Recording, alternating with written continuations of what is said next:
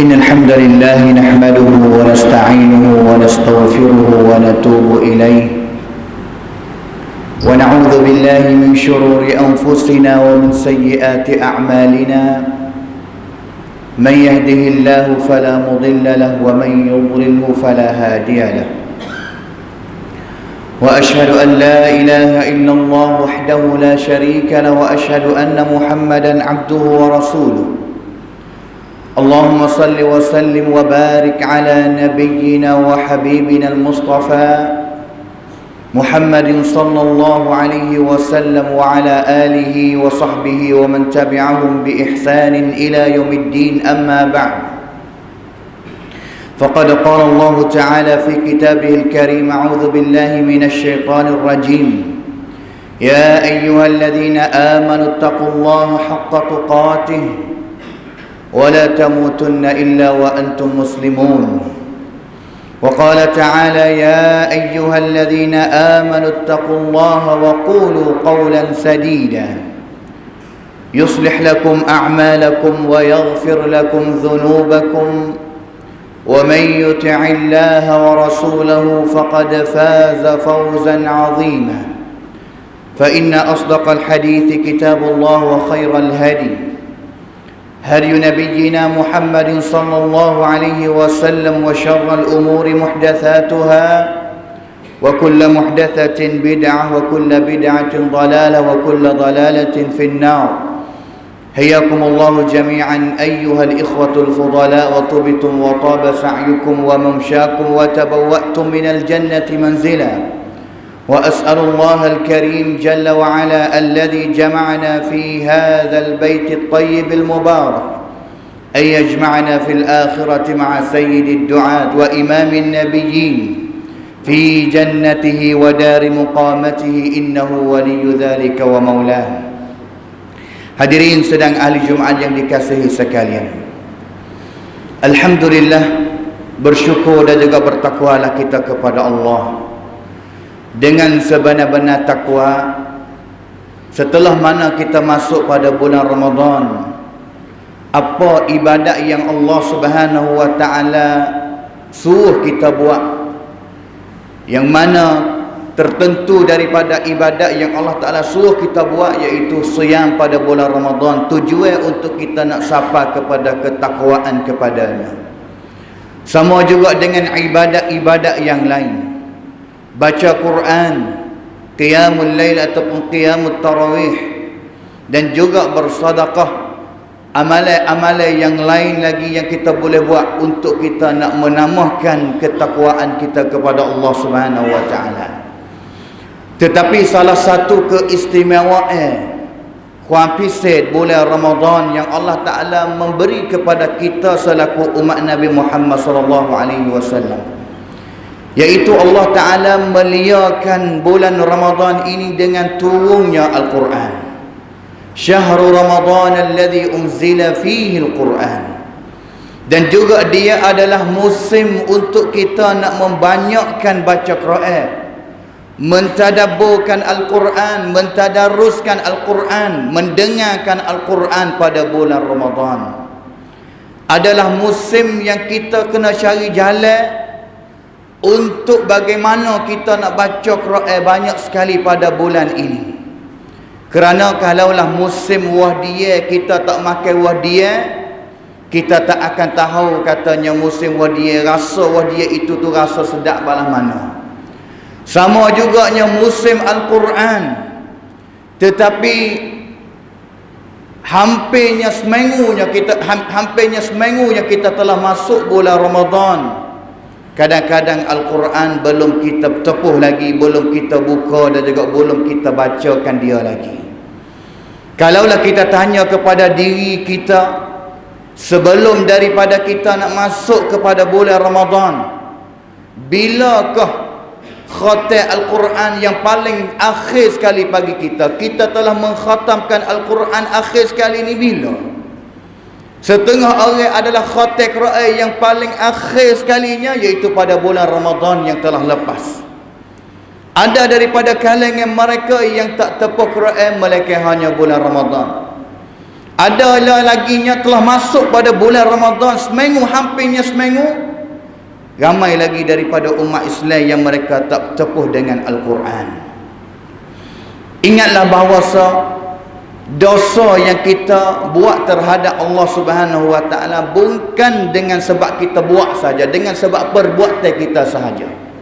Kita buat maksiat, kita buat dosa, kita buat perbuatan itu yang berdosa kepada Allah Taala. Tetapi kadang-kadang dengan kita tinggal satu kebaikan, tinggal semaya, tinggal buat baik kepada dua ibu bapa, tinggal puasa, tinggal baca Quran, itu pun dibilangkan katanya kita telah berdosa kepada Allah Subhanahu wa taala. Hidup kita yang kadang-kadang sangat sibuk sapa kepada kita tak ada nak peduli kepada Al-Quran.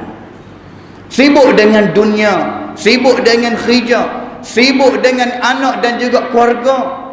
Yung mak สำหรับชีวิตของเราบางครั้ง kita tak ada nak peduli kepada Al-Quran. Tetapi Nabi SAW tatkala mana wahyu tak turun kepada Nabi, wahyu Jibril ibta melewatkan turun ayat Quran, turun wahyu daripada Allah kepada Nabi, Nabi tak boleh nak hidup. Nabi hidup seolah-olah katanya sempit, tak sedap nak nyawa, tak sedap nak hidup dengan tidak adanya wahyu ataupun Quran daripada Allah Subhanahu wa taala. Seperti mana hadis yang diriwayatkan oleh Al-Imam Al-Bukhari dan juga Imam Muslim. Nabi yang mana sahabat cerita katanya ishtaka Rasulullah sallallahu alaihi wasallam falam yaqum lailataini aw thalath. Nabi sallallahu alaihi wasallam satu kali demam ataupun sakit dan juga tak boleh nak bangun diri untuk sembahyang malam. Selamanya 2 malam ataupun 3 malam tak boleh nak bangun diri sembahyang malam, qiyamul lail. Sehingga datangnya seorang perempuan Al-Awra binti Harbin, seorang wanita adik kepada Abu Sufyan.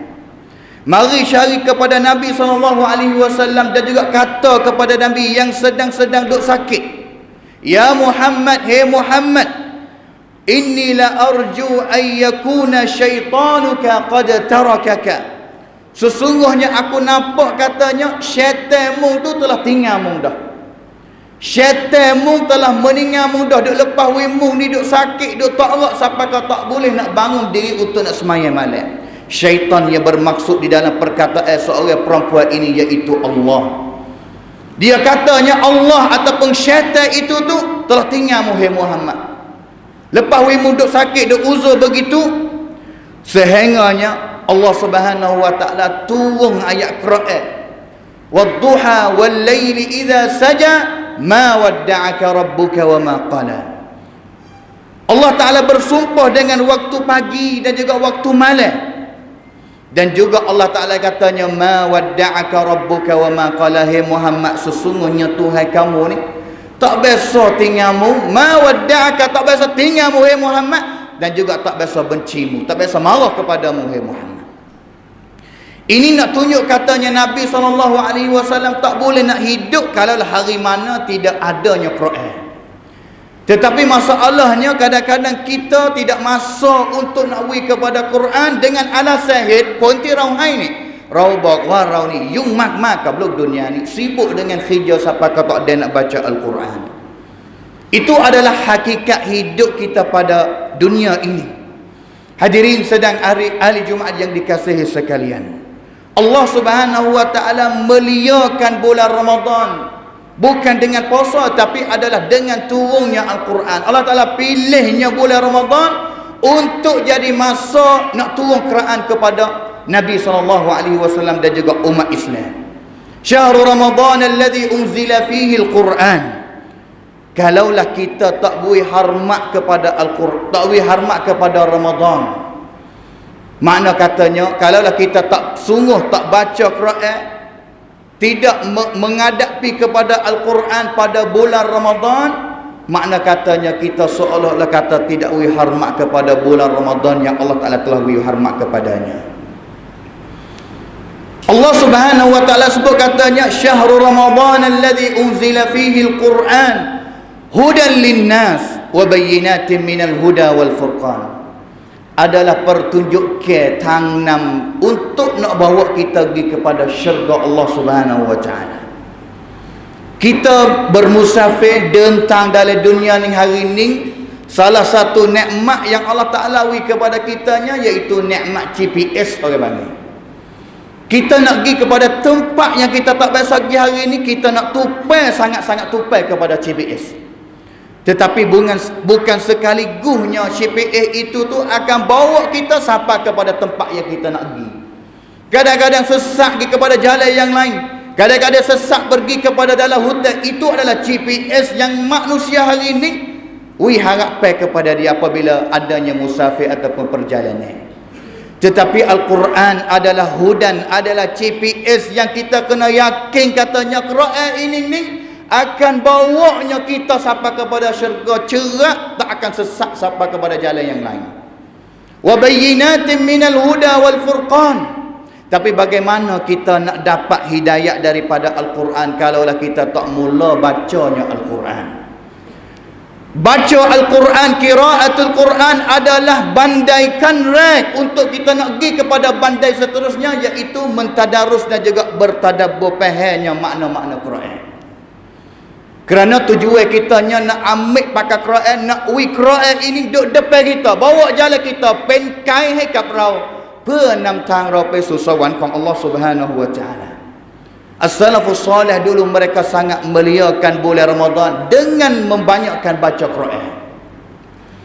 Az-Zuhri seorang tok guru kepada Al-Imam Malik yang meninggal dunia pada tahun 124 Hijrah katanya, fa innama huwa tilawatul Quran wa it'amut ta'am. Sesungguhnya bulan Ramadan ini adalah bulan yang untuk kita bacakan Quran lebih banyak dan juga kita beri makanan kepada orang fakir miskin lebih banyak.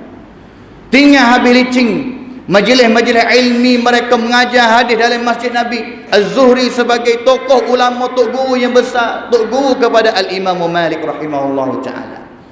Sama juganya Al-Imam Malik, idza dakhala Ramadan yafirru min qiraati al-Quran wa yafirru min qiraati al-hadis wa majalisi ahli al-ilm. Apabila masuknya bulan Ramadan, tinggal habis majlis untuk nak baca dan juga mengajar hadis Nabi SAW.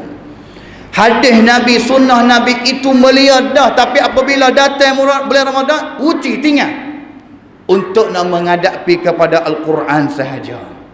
Sufyan Al-Thawri, seorang ulama hadis yang meninggal dunia pada tahun 161 Hijrah, idza dakhala Ramadan taraka jami'al ibadah wa aqbala ala qiraatil Quran. Apabila masuknya pada bulan Ramadan, tinggal semua ibadat. Ibadat apa yang buat pada bulan yang lain tinggal semua, tinggal hanya untuk baca Quran sahaja pada bulan Ramadan. Al-Imam Syafi'i Muhammad bin Idris Asy-Syafi'i, yang mana tempat kita sangat-sangat bermazhab, sangat-sangat suka dan juga cinta kepada mazhab Imam Syafi'i. Bagaimana Al-Imam Syafi'i pada bulan Ramadan, satu hari dia khatam Quran 2 kali, siang hari dia khatam Quran sekali, dan juga pada waktu malam dia khatam Quran sekali. Makna katanya satu bulan 30 hari pada bulan Ramadan dia telah mengkhatamkan Al-Quran sebanyak 60 kali. Itu adalah as-salafus salih, mereka yang Allah Ta'ala telah jamin katanya sebaik-baik umat ni, sebaik-baik daripada kalangan umat ini adalah mereka yang hidup pada zaman Nabi, dan juga thummal ladzina yalunahum mereka kemudian selepas daripada sahabat, iaitu tabi'in dan juga tabi'at tabi'in.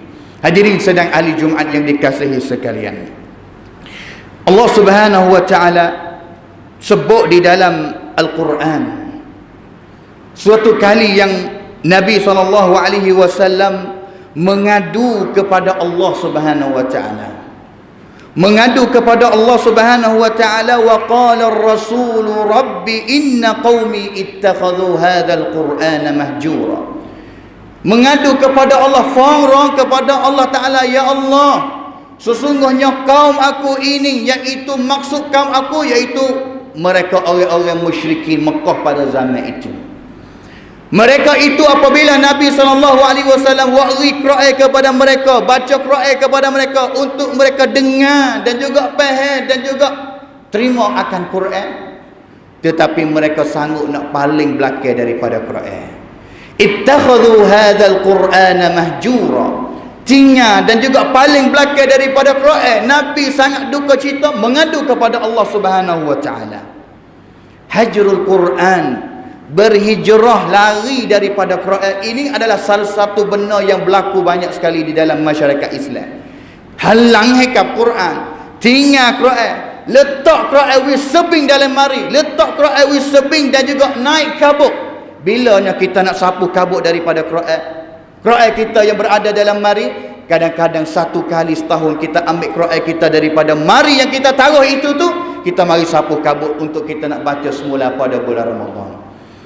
Ataupun kadang-kadang tak baca sekabut, ambilnya lalu nak tubik luar rumah jumpa Quran, kucuk sahajanya Quran dan juga tubik lagi. Bila nak ambil manfaat daripada Quran, nak guna Quran bila?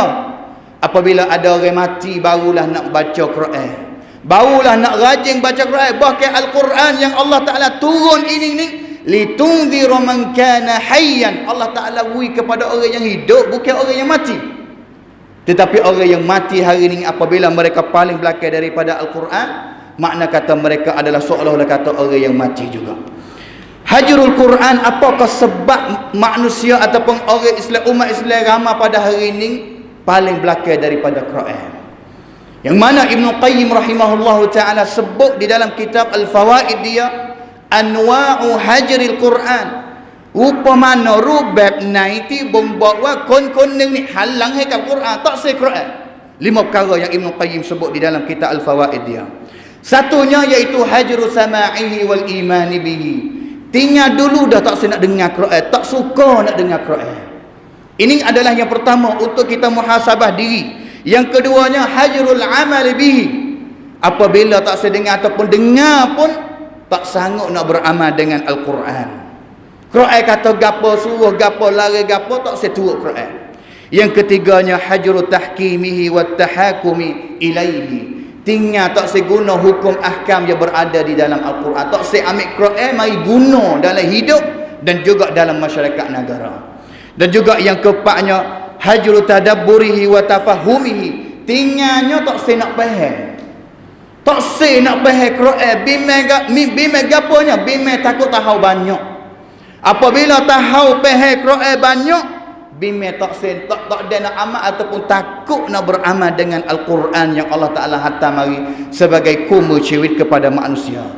Dan juga yang kelimanya iaitu hajru al-istishfa wa tadawi bihi, tinggal tak sibuk ke Quran. Hari ni apabila sakit, mula-mula sekali nak ingatnya, ingat kepada obat, ingat kepada bomo, cilupanya Quran. Sesungguhnya Allah Ta'ala katanya, wa nunazzilu minal Qur'ani ma huwa shifaa'un lima fis sudur. Syifa' Quran ini adalah benda yang boleh kita nak ubat, yang raksa demam sakit, yang mana Ibn Qayyim biasa sebut dalam kitab Miftah Dari Sa'adah. Dia katanya, satu kali aku ini ni demam, pergi Mekah, pergi buat umrah, pergi buat haji, demam, tidak ada bomo, tidak ada obat.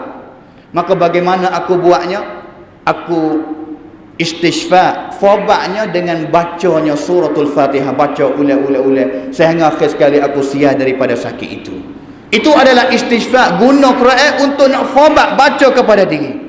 Ini adalah jenis daripada hijrah ataupun tinggal daripada Quran. Apakah sebab yang kita tinggal Quran pada hari ini? Satunya dengan sebab kita tak tahu kelebihan yang banyak yang Allah Ta'ala sebut mengenai dengan Al-Quran. Raungo kau ni kau perasa kau Al-Quran. Quran ini adalah sapakun dia banyak. Yang mana hari ini kalaulah kita nak kepada kamsuk, menutup kulun latangkan kamsuk, tapi yang paling kita pelik sekalinya, mereka sanggup nak tinggal daripada Quran. Allah Subhanahu wa Ta'ala sebut katanya, ma anzalna 'alaikal Qur'ana litashqa illa tadhkiratan liman yakhsha. Quran ini turun mai kepada Nabi bukan untuk nak bui orang duka cita, dakwi Muhammad duka cita sok-sok sia mai, tetapi adalah buat rian leka kakit untuk kita nak guna dalam hidup. Makna katanya kalaulah kita faham Quran, Lebih daripada kita hanya baca sahaja, makna katanya kita dapat manfaat yang banyak daripada Al-Quran. Lama dai tirau daiรับประโยชน์อย่างมากมายdaripada Quran เป็นไปไม่ได้เลยที่เราจะโศกเศร้าหรือเป็นโรคซึมเศร้าในโลกดุนยานี้. Dan juga banyak lagi yang Nabi SAW sebut mengenai dengan Al-Quran. Iqra'ul Quran fa innahu ya'ti yaumal qiyamati syafi'an li ashabi. Quran ini akan jadi syafaat kepada kita pada hari kiamat. Dalam hadis yang diriwayatkan oleh Al-Imam Ahmad, Quran ini boleh kecek. Quran sama pudah lekau catamkan kha syafaatจาก Allah Subhanahu wa taala. Ya Allah, sesungguhnya hamba-Mu seorang ni mereka tak tidur waktu malam untuk banyaknya baca aku pada dunia dulu. Fasyafi'ni fihi. Boleh ke tak kamu izinkan untuk aku syafaat kepada dia pada hari ini. Itu adalah di antara beberapa sebab. Satunya dengan sebab kita jahil. Kita tak tahu fadail kelebihan-kelebihan Al-Quran. Yang keduanya dengan sebab kita sibuk dengan benda lain, kita sanggup nak ambil benda lain gantinya Al-Quran. Duduk dengan terosak hari ni, kalaulah iPhone dia akan tubik seminggu ini, kita pergi terosak duduk depan naca ni berapa persen. Tetapi kadang-kadang Al-Quran berapa banyak sahaja yang kita duduk depan dia. Dan juga sebab yang ketiga, boleh jadi sebab waktu tutup kita, sekat kita di antara kita dengan Al-Quran, iaitu dengan sebab dosa kita yang buat banyak terhadap Allah Subhanahu wa taala. Hadirin sedang ahli Jumaat yang dikasihi sekalian. Akhir sekali, apakah akibat areka polap bagi orang yang dia tinggal Quran, halang hekap Quran, mai Al-Quran di dunia ni?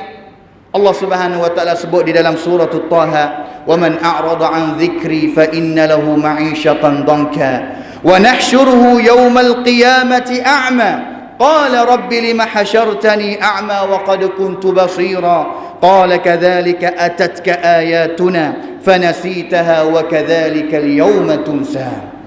Sesungguhnya siapa yang paling belakang daripada Al-Quran, tidak nak baca dan juga tidak nak beramal dengan Al-Quran, dia akan terjumpa hidup dia dalam dunia ini dan juga hidup dia di dalam kubur bongkar sepit. Kap-kap ชีวิตของเขาในโลกดุนยานี้แล้วก็ในหลุมฝังศพ. Dan juga bagi orang yang tinggal Quran dalam dunia ini, Allah Ta'ala akan bangkit dia pada hari kiamat dengan keadaan mata buta. Dia akan dioyak kepada Allah Ta'ala, "Ya Allah, dunia dulu aku mata tak buta kali, mata aku celak napa tengok. Kenapakah kamu bangkitkan aku pada hari ini dengan keadaan orang yang mata buta?"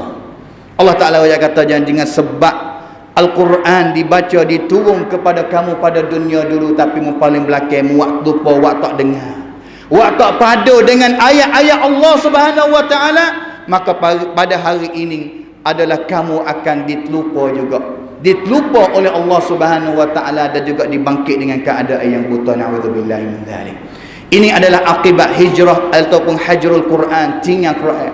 Apabila kita tak sanggup nak musahabah, nak rapat dengan Quran pada bulan Ramadan ini, soalannya kita nak rapat, nak baik, nak saing dengan Quran ini pada bulan mana lagi? Barakallahu li wa lakum fil Qur'anil azim wa nafa'ani wa iyyakum bima fihi minal ayati wa dhikril hakim wa taqabbala minni wa minkum tilawatahu innahu huwas samiul alim.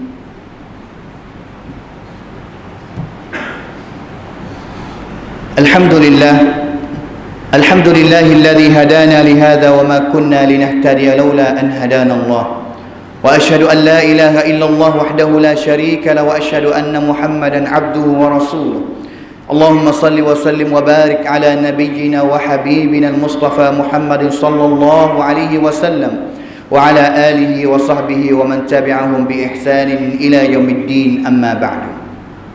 قال الله تعالى إن الله وملائكته يصلون على النبي يا أيها الذين آمنوا صلوا عليه وسلموا تسليما اللهم صل على محمد وعلى آل محمد كما صليت على إبراهيم وعلى آل إبراهيم إنك حميد مجيد وبارك على محمد وعلى آل محمد كما باركت على إبراهيم وعلى آل إبراهيم إنك حميد مجيد وارض الله عن الخلفاء الراشدين أبي بكر وعمر وعثمان وعلي وأن سائر الصحابة أجمعين اللهم اغفر المسلمين والمسلمات والمؤمنين والمؤمنات الأحياء منهم والأموات اللهم أعز الإسلام والمسلمين وأذل الشرك والمشركين ودمر أعداءك أعداء الدين. اللهم انصر إخواننا المستضعفين في فلسطين. اللهم انصر إخواننا المستضعفين من الرجال والنساء والولدان في غزة وفي فلسطين وفي كل مكان. اللهم كن لإخواننا في غزة.